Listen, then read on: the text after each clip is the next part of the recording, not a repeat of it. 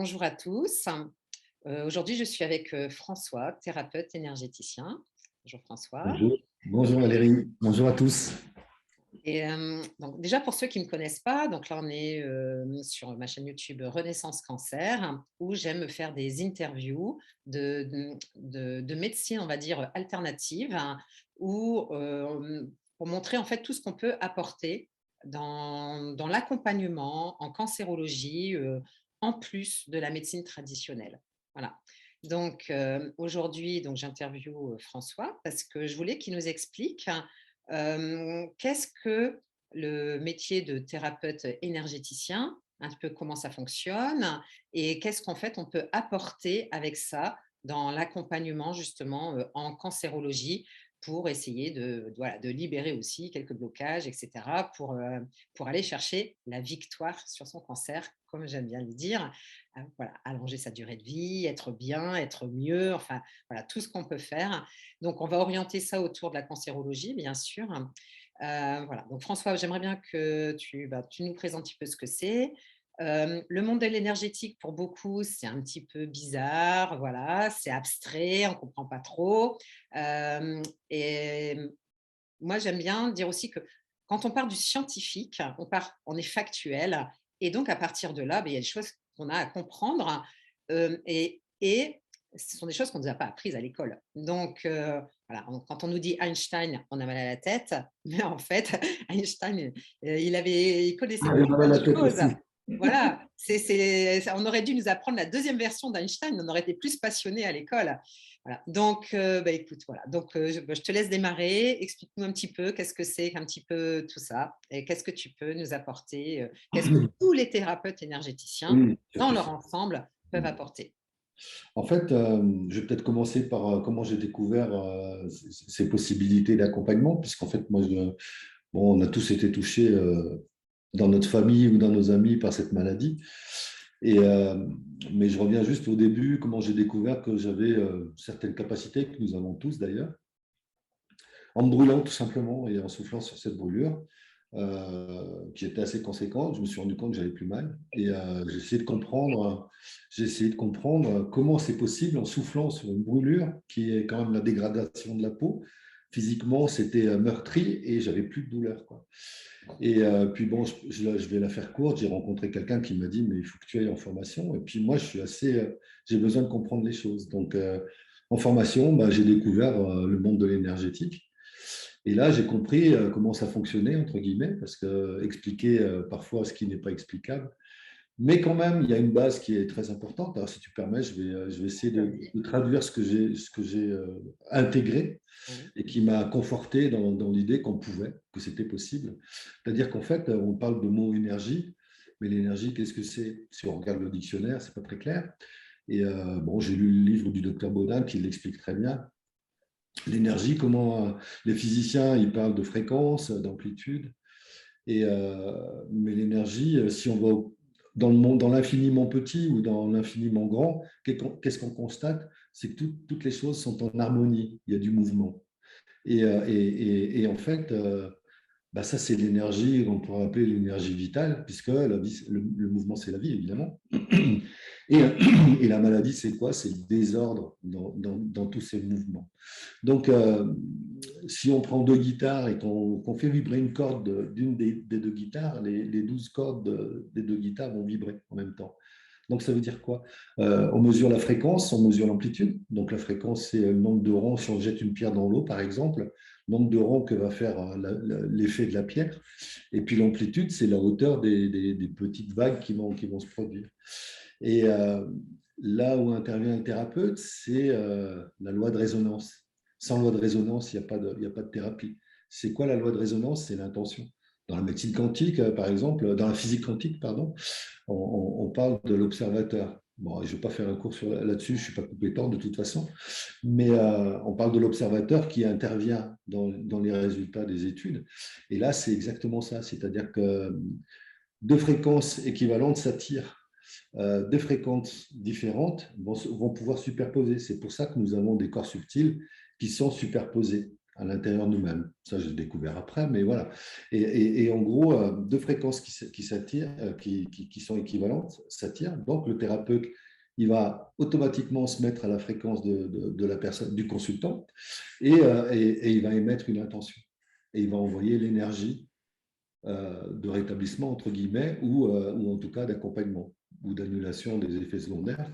Oui, parce qu'effectivement, je préfère grandement le mot accompagnement que médecine alternative. On accompagne, on accompagne dans leur parcours allopathique parce qu'une tumeur, il faut l'enlever, quoi. Ce n'est pas avec les mains qu'on va supprimer cette tumeur, il faut oublier ça, quoi. Là où on va intervenir, si je reviens au sujet du cancer, j'espère que j'ai été clair dans mes explications. C'est super, c'était très bien. Bon, ok, super. Là où c'est très important, c'est sur les effets secondaires des médicaments. Par exemple, à ma sortie de ma formation, comme par hasard, les choses deviennent fluides et je ne sais pas comment l'expliquer, mais on attire les choses, quoi. Et je découvre qu'un de mes amis est dans une chambre stérile avec une leucémie de type je ne sais plus quoi. Je n'ai aucune compétence en anatomie ni en médecine, hein. Je savais que c'était la plus grave des leucémies. Et ça faisait une semaine qu'il était dans sa chambre stérile. Il m'a envoyé une photo. Bon, j'étais coupeur de feu. Il m'a envoyé une photo parce que, a priori, c'est de l'arsenic qu'on injecte en chimio. Alors, si j'ai bien compris, peu importe. En tout cas, j'ai une photo de lui où il se desquame, la peau part en lambeaux et il souffre le martyre, quoi. Et il me dit, est-ce que tu peux faire quelque chose? Je dis, écoute, je vais essayer. Celui qui dit qu'il va guérir, même un médecin, il ne le sait pas en fait s'il peut guérir. Donc, moi, je reste vraiment très prudent là-dessus. Je dis, j'essaye. En tout cas, j'ai qu'une conviction, c'est que je donnerai le maximum pour que tu ailles mieux. Donc, et dès le lendemain, les brûlures, la sensation de brûlure s'est arrêtée. Donc là, je me suis dit, waouh, ma brûlure, sa brûlure à lui, enfin bon, d'autres brûlures aussi, hein, voilà. Mais bon, ça, les coupeurs de feu, c'est connu aujourd'hui. Les Et, intermittent. voilà. Et en fait, qu'est-ce que j'ai fait? Je ne me suis pas contenté de couper le feu. J'ai appris en formation à envoyer de l'énergie sur le foie, parce que c'est le foie qui ramasse en premier, a priori, quand il y a des produits chimiques qui sont envoyés, bien sûr. Ouais. Voilà, et pour qu'il fasse son travail de filtration. Et la rate, pour ce qui concerne les globules blancs, enfin les plaquettes, voilà. Et il me dit, on vient de m'annoncer 10 jours supplémentaires, une semaine ou 10 jours supplémentaires en chambre stérile. Et je lui fais un soin. Et là, j'ai essayé à distance. C'est ça qui est incroyable aussi. C'est-à-dire que je l'ai visualisé, j'ai envoyé de l'énergie dans son foie, dans sa rate. Et deux jours après, il m'a annoncé que, alors c'est pas les plaquettes, je sais plus, un truc qui remontait, quoi. Alors désolé pour le truc, mais moi ce qui m'intéresse c'est le résultat. La prise de sang était mieux. La prise de sang était mieux. Voilà, la prise de sang était nickel, enfin beaucoup mieux en tout cas. Et les médecins lui ont dit si ça stabilise, si vous arrivez à stabiliser, mercredi prochain vous sortirez. Donc il lui réduisait sa durée au lieu de prolonger de 5-6 jours supplémentaires, parce qu'il lui avait dit une semaine, bref, peu importe. Et effectivement, j'ai continué de lui faire les soins chaque jour et il est sorti de la chambre stérile. Et après, il a attaqué la chimio. Je lui ai fait un soin pour la chimio et il m'a envoyé un message 9 mois après en me disant j'ai traversé la chimio sans encombre grâce à ton intervention. Moi, j'en sais rien si c'est grâce à moi. En tout cas, c'est lui qui me l'a dit. Donc, je vais le garder pour moi, pour mon ego, c'est quand même important. Voilà, mais des expériences comme ça, j'en ai plein et notamment une amie que je t'enverrai son interview si tu le veux bien. Enfin, si tu veux bien l'interviewer, pardon. Et qu'est-ce que je voulais dire? Oui, et elle avait un cancer du sein. Et quand on vous apprend, quand le diagnostic tombe, c'est une sanction qui est incroyable.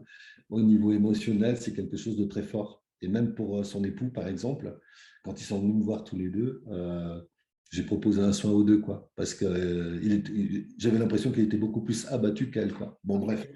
Il y a un choc, voilà, il y a un choc, bien sûr. Exactement, exactement. C'est un choc terrible. Et au-delà de la peur de la mort, il y a aussi la peur des traitements, des effets secondaires, etc. Donc j'ai proposé à cette personne, Marité, de l'accompagner et pendant la chimio, et pendant la radiothérapie. Résultat, zéro brûlure. Donc ça, c'était très important. Et puis surtout, je ne mens pas, je te promets, au bout de 9 mois de chimio, elle s'est permise de faire 7 km de marche. Et elle avait des résultats de prise de sang qui ont interrogé les médecins, dont un lui a dit: vous avez beaucoup de chance, madame, voilà, Marité, parce que j'aimerais bien avoir beaucoup plus de patients dans votre cas, quoi. Et elle a dit: mais c'est parce que je suis accompagné par un magnétiseur. Et là, du coup, ils m'ont contacté. Ah. Et on a commencé de bosser ensemble. Malheureusement, il y a le Covid qui est arrivé, donc ça a tout bloqué.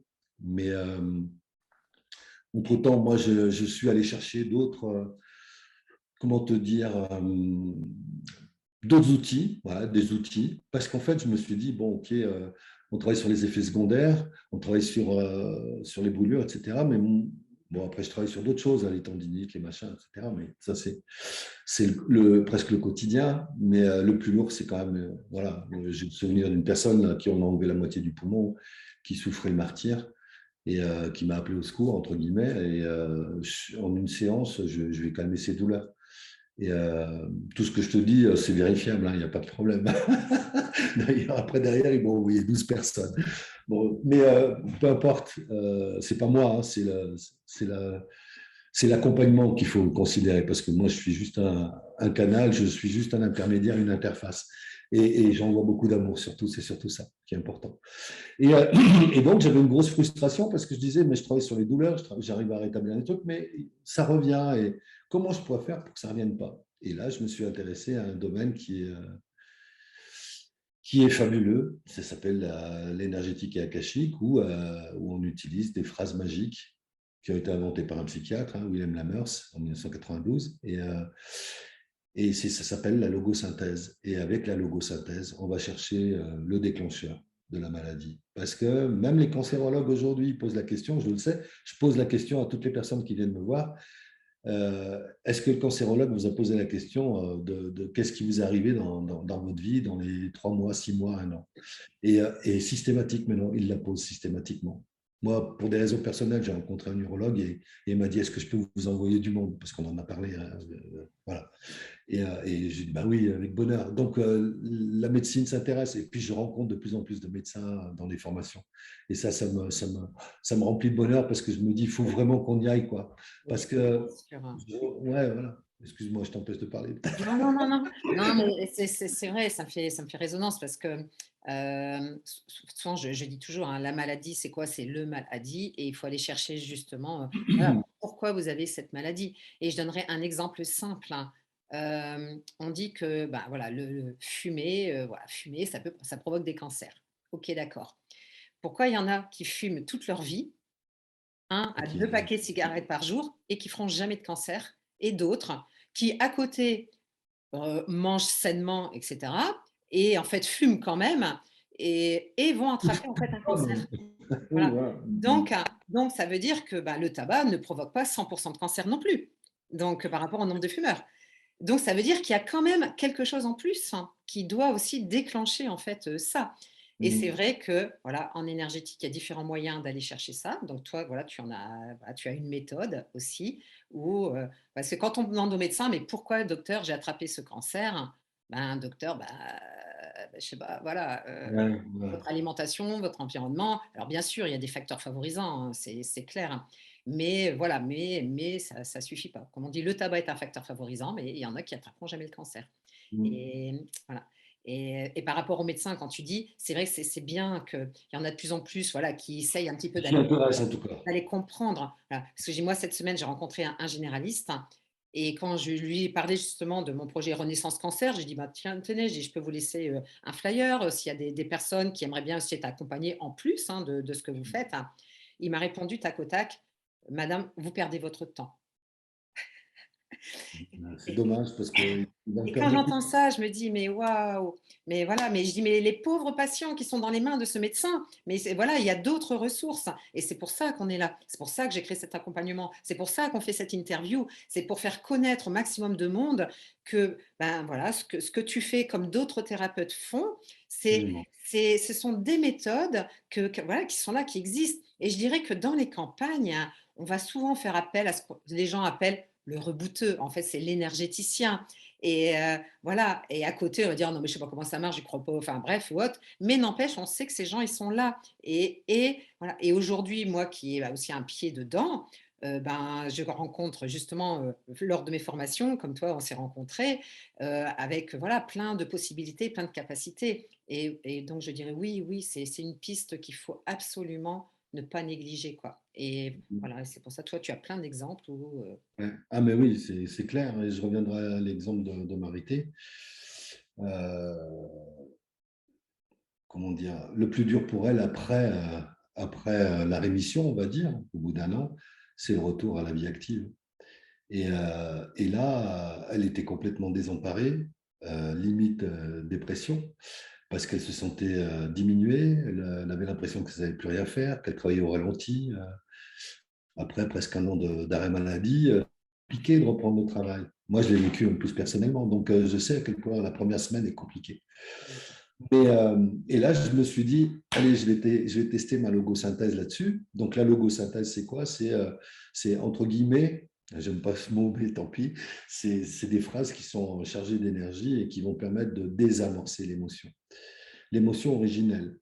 C'est-à-dire que lorsqu'on a une émotion traumatisante, elle vient perturber forcément les fréquences vibratoires, notre fréquence vibratoire, et ça laisse la porte ouverte aux maladies, pour faire simple, parce que je ne vais pas faire un cours là-dessus, mais voilà. Et en gros, la maladie, elle est insidieuse, elle est là, et elle va mettre des années à se déclencher, mais si rien n'est fait, énergétiquement parlant, ça c'est ma chapelle, donc voilà, je parle au nom de ma chapelle, mais c'est ma conviction aussi.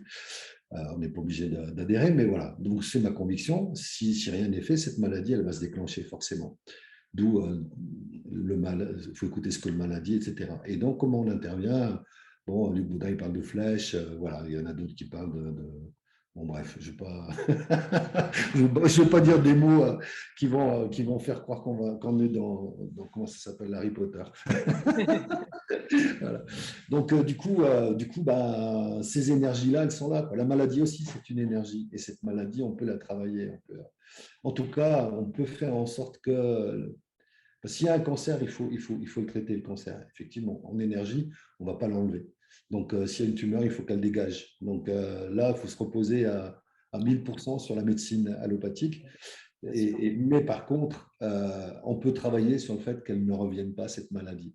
Parce on va remettre de l'ordre C'est dans ça. l'harmonie de notre corps, d'accord? Et c'est ce que, je ne sais pas si je l'ai dit tout à l'heure, c'est ce qu'on appelle la loi de résonance, c'est-à-dire cette loi de résonance, c'est l'intention du thérapeute qui va faire en sorte que tous les chakras soient en harmonie. Alors, en envoyant de l'énergie, mais il envoie de l'énergie, mais surtout il envoie de l'intention. Et par la visualisation, il va faire en sorte que, comme il a appairé sa fréquence vibratoire avec celle du consultant, eh bien, il va pouvoir influer, entre guillemets. Mais tout ça ne se fait pas sans qu'il y ait alliance thérapeutique. Alors, des gens disent, mais j'y crois pas. Le problème, c'est pas que vous n'y croyez pas. Moi, j'y crois suffisamment pour deux, donc il n'y a pas de souci. Mais simplement, je vous demande juste de ne pas vous dire, ça ne marchera pas. Ouais. Vous vous dites juste, et si ça marchait, ça serait trop bien, quoi. On est d'accord là-dessus, et je travaille comme ça, quoi. Souvent, les gens disent, mais moi, j'y crois pas, ça ne marchera pas sur moi. Mais non, enlève-toi cette idée de la tête, ça marchera. Parce qu'on est dans le monde, dans un monde qui peut s'expliquer. La preuve, j'ai essayé de le faire avec mes petits moyens, mes modestes moyens. Mais j'essaie vraiment de vulgariser pour qu'on comprenne, parce que moi, j'ai besoin de comprendre. Donc, Et moi, et c'est ça, ça. c'est très important. Voilà.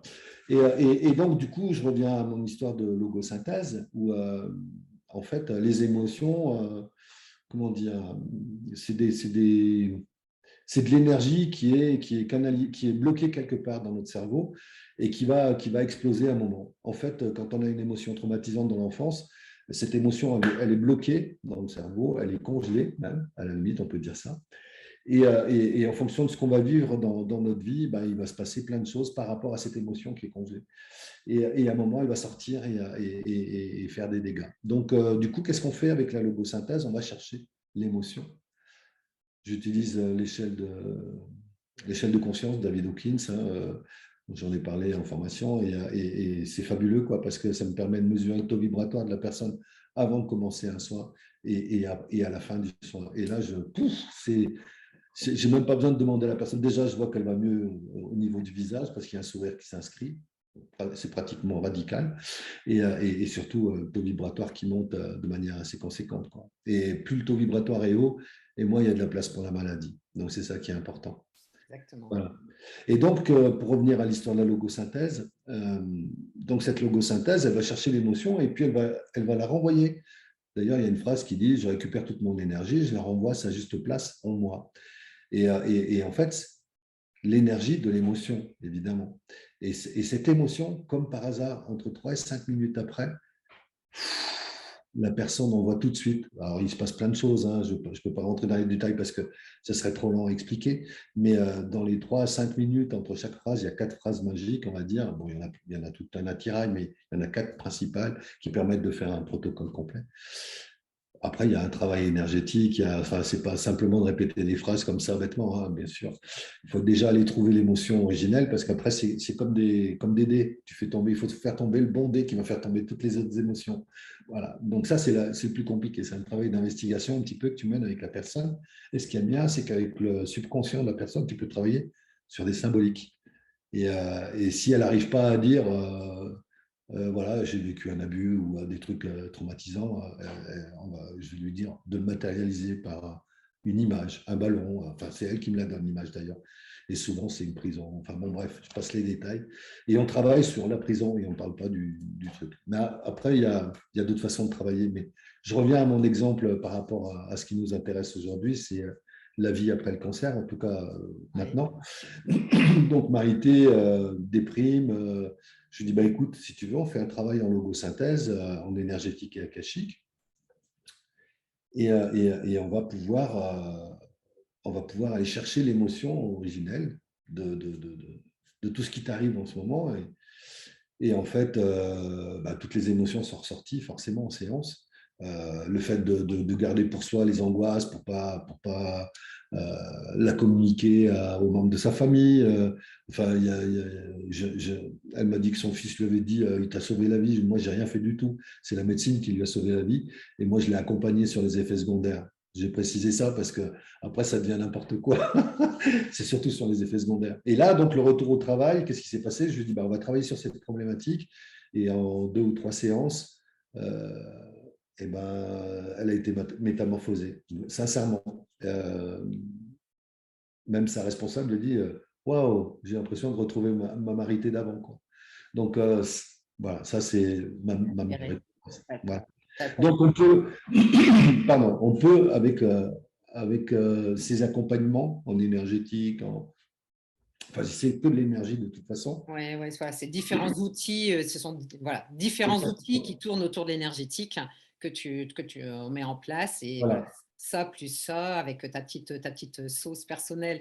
En fait, chaque énergéticien a ses propres expériences parce que c'est très vaste la façon de travailler en énergétique et voilà, donc toi, ben Mais je dirais même, il y a une chose qui est primordiale en dehors de talent ou de je ne sais quoi, de capacité extra-lucide ou je ne sais quoi, c'est d'abord l'écoute. C'est d'abord l'écoute. Parce que chaque fois, de quoi ils ont besoin, qu'on les écoute, tout simplement. Et ils ont besoin peut-être d'évacuer aussi, de pleurer, de dire les choses à quelqu'un qui n'est pas là pour juger, qui est là pour les accompagner.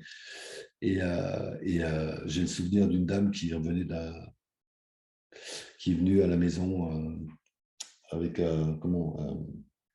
suite à des suites de cancer du pancréas, pardon, qui était vraiment pas bien. Elle s'est mise sur la table de soins et elle a pleuré, elle a pleuré, elle a pleuré. Et puis on a fait le soin et après, en sortant, elle a dit à sa sœur qui l'attendait dans la salle d'attente, bon, j'ai faim, on va faire des courses. Alors qu'elle avait ça, elle se nourrissait en perf, quoi, tu vois. Donc là, tu te dis, bon, je vais faire un soin, mais elle avait surtout besoin de Ouais. tout évacuer, quoi. Voilà. Donc ça, déjà, c'est la première des choses. Mais, et puis, de toute façon, moi, pour moi, on envoie de l'amour, quoi. Donc, et c'est pour ça qu'au début, j'avais un peu peur de mal m'y prendre, de mal faire. Mais tu ne peux pas mal faire. À partir du moment où il y a une intention bienveillante, Ça. Et, et, voilà, et l'énergie de l'amour, c'est une énergie qui est très, très puissante, exactement. la plus puissante. Et donc, c'est forcément voilà, une bonne fréquence hein, qu'on voilà, qu'on peut pas se tromper. C'est une belle Voilà, intention. exactement. Euh, Voilà. à partir de là, il peut y avoir que des bons résultats déjà derrière. Quoi. Oui. En plus, quand on se rend compte qu'on peut, les applications qu'il peut y avoir derrière l'utilisation de ces outils sur la gestion des tâches, sur la procrastination, sur les suites d'accidents, il y a des choses incroyables que je vis au quotidien maintenant. Voilà. Je ne sais pas, est-ce que tu veux me poser d'autres questions? Est-ce que j'ai été clair? Non, Voilà. mais voilà, on a balayé. Voilà, on pourrait juste expliquer pendant des heures, Oui, hein, donner des exemples pendant des heures, c'est pas le but. Voilà, moi, je voulais non, vraiment qu'on comprenne un petit peu voilà, comment ça fonctionne l'énergétique, les énergéticiens, les thérapeutes, et qu'est-ce qu'on peut apporter. Et de dire qu'en accompagnement en cancérologie, donc voilà, vous l'aurez compris, oui, sur les effets secondaires, bien sûr on peut faire des choses. On peut aussi libérer des blocages, on peut aussi aller chercher le mal qui a dit quelque chose. Et bien sûr, ça reste dans un accompagnement global avec la médecine traditionnelle. Voilà, on travaille, comme on dit, la main dans la main. Mais le cancer, on sait tous, c'est une maladie qui est très compliquée. La médecine traditionnelle toute seule, eh ben, on sait qu'il reste 160 000 morts chaque année, ça veut dire qu'elle n'y arrive pas. Et donc, justement, il faut absolument collaborer de plus en plus parce que l'un avec l'autre, ben, je suis sûre qu'on peut diviser ces statistiques par deux sans problème, en fait. Donc, voilà, on verra dans le temps. Mais on met nos petites graines pour aider toutes ces personnes qui. Voilà. et ça marche à distance. Et Donc, ça il ne faut fonctionne pas à distance hésiter. en Même plus. si on ne peut pas se déplacer, il ne faut pas hésiter, vraiment. Il n'y a pas de notion de temps, de distance dans le monde de l'énergie. Et voilà, c'est une notion aussi qu'il faut comprendre. Ouais. OK. Ou accepter plutôt, parce que le comprendre, ça Ouais. paraît tellement. Ouais, l'accepter. L'accepter. L'accepter et surtout le tester déjà. Ouais. Bon, je te Voilà. Et laisse. puis creuser le sujet. Après, Bien sûr. quand on se prend au jeu, ah ouais, moi c'est pareil, hein, moi je suis un peu cartésienne aussi et j'ai besoin de comprendre comment ça marche et tout. Et voilà, j'ai découvert un milieu passionnant, quoi. Donc c'est génial. Absolument. Voilà. Merci François de ton temps. Merci à toi, Valérie. Merci de C'est un tes plaisir. éclairages. Et puis Oui. ben, j'espère que J'espère que ça apportera un peu de lumière dans voilà, ce. qu'il y a plein de personnes ouais, qui vont retrouver de l'espoir et la foi que oui, c'est possible d'avancer sereinement sur son chemin et de transformer des choses. Voilà. Absolument. Merci. Au revoir. À Merci très bientôt. François. Merci. Au revoir. Au revoir.